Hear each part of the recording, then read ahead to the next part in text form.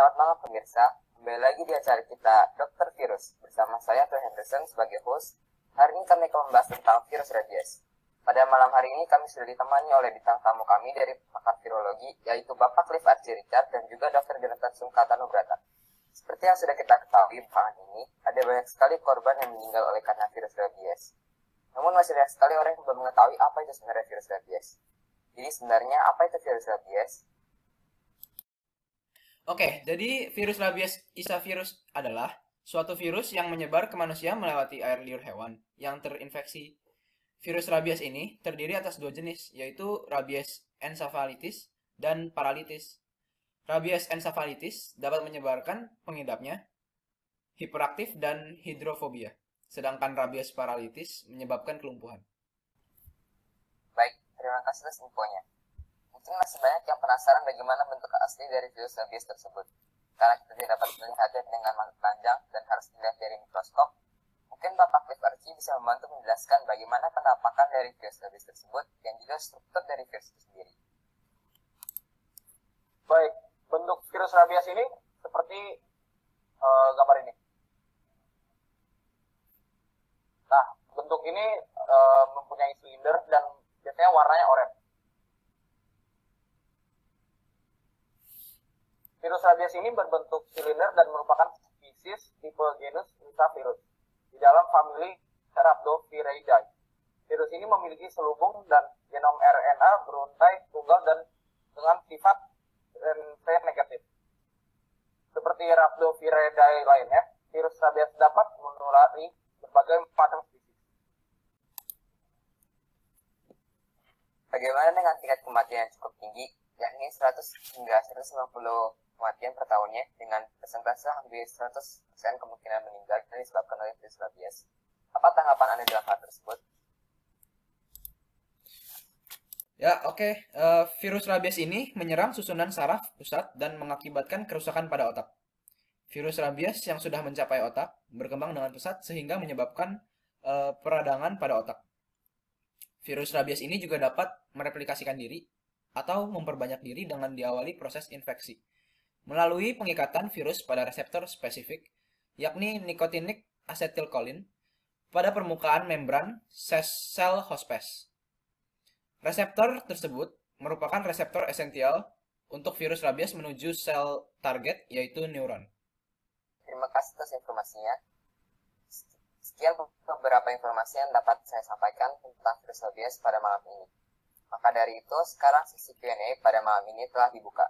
Bagi pemirsa yang ingin bertanya, silahkan angkat tangan dan kru kami akan memberikan kesempatan Anda untuk bertanya. Baik, dipersilahkan untuk pemirsa untuk bertanya. Jadi beberapa hari yang lalu, darah saya masih 13 tahun dan baru saja terkena rabies. Dan yang saya tahu itu rabies berasal dari gigitan anjing. Tapi menurut saudara saya tidak pernah tergigit anjing sama sekali.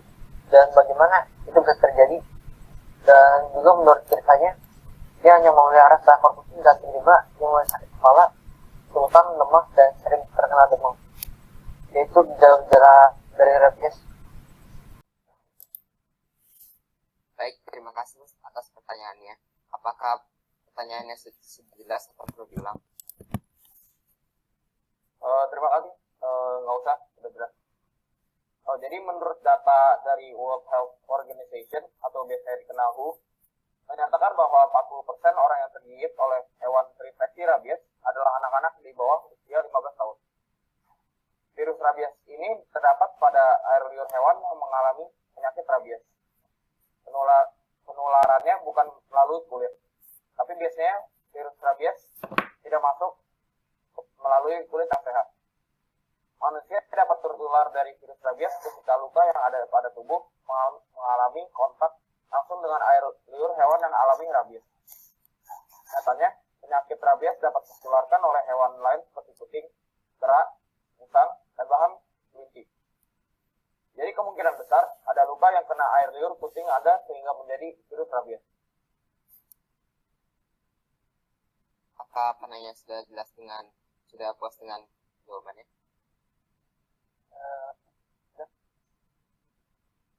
Baik, terima kasih. Pertanyaan selanjutnya, yang mau bertanya silakan untuk bertanya. Baik, dipersilakan untuk penanya yang sudah mengangkat tangan, silakan untuk bertanya. Ini pertanyaan saya. Kalau sudah digigit, apakah sudah terlanjur atau masih bisa dilakukan perawatan?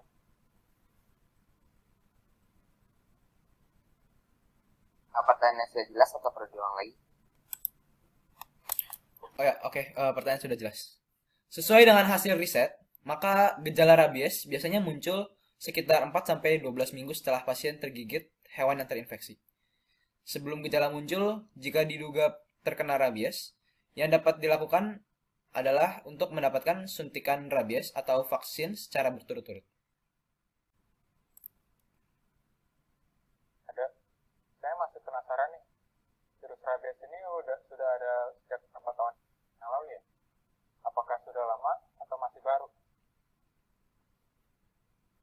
Baik, apakah pertanyaannya sudah jelas? Ya, oke, sudah jelas. Terima kasih. Virus rabies sudah ada sejak lama, dengan catatan tertulis mengenai perilaku anjing yang tiba-tiba menjadi buas ditemukan pada kode Mesopotamia yang ditulis 4000 tahun lalu, serta pada kode Babilonia Esuna yang ditulis sekitar tahun 2300 sebelum Masehi. Baiklah, apakah ada yang masih ingin bertanya lagi? Silakan untuk penanya yang sudah mengangkat tangan untuk bertanya. Jadi pertanyaan saya, apa cara terbaik untuk jelas tentang virus rabies tersebut dan bagaimana caranya? Apakah pertanyaannya sudah jelas atau perlu diulang lagi? Sudah jelas. Terima kasih. Jadi cara terbaik untuk mencegahnya adalah untuk mendapatkan vaksin rabies dengan teratur kepada hewan peliharaan yang dapat menularkan rabies. Misalnya anjing, kucing, musang, dan lain-lain. Umumnya, pemilik hewan bisa mendapatkan vaksin tersebut di dokter hewan atau pusat kesehatan hewan, atau biasanya juga dikenal puskeswan terdekat.